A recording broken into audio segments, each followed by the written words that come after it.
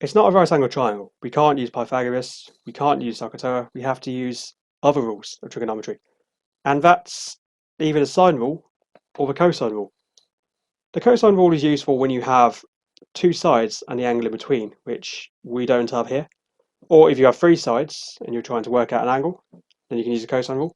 We have opposite pairs here. We have this side, and opposite that we have this angle. And then we have another pair. We have this side here, and opposite that we have the angle we're trying to find. So this is useful with the sine rule.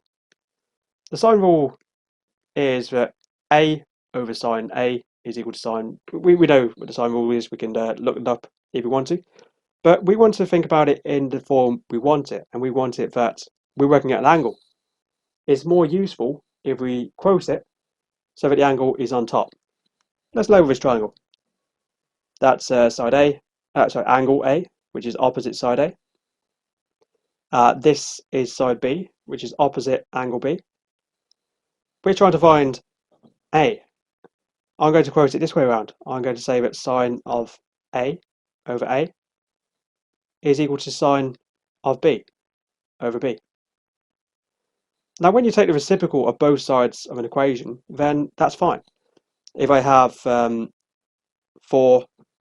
over 8, and that's equal to x, then if I had 1 over x, that must be 8 over 4, or 2. So if 1 over x is equal to 2, and this is equal to 1/2, we can see that we've got a reciprocal here. 1/2 and 2, those are reciprocal. We haven't broken any rules here. That does seem to be working. Essentially what you're doing when you're taking the reciprocal of both sides is you're just rearranging. So if I have, go back to this equation here, so I'm going to make it 1/2 is equal to x.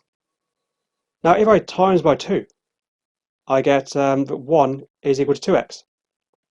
And then I can divide by x. 1 over x is equal to 2. So we've basically just taken a reciprocal of both sides. Now before we substitute in numbers, I usually like to crunch the algebra first. We're trying to find A. So to do that, we want to do backward BIDMAS. In fact, BIDMAS isn't the best approach here. We should actually use something called BODMAS. That means others instead of indices. Like sine function, that classes as another. That's kind of one of the fallbacks of using BIDMAS instead of BODMAS. Basically the same thing, but it just doesn't involve the sine function within BIDMAS. So we deal with our subtraction, we don't have. Addition, multiplication, we don't have. Division, we're divided by A. So we do the opposite, we times by A. And then division, we don't have now. We have others. We have to do the opposite of sine. Sine is when I give you a certain angle, and it gives me a value between 1 and -1. If I do the inverse sine, instead I'm giving you a value, and then I get out an angle. So we want to do the inverse sine here. That's the opposite of sine. So if we do the inverse sine of both sides, that's going to give us the opposite of sine.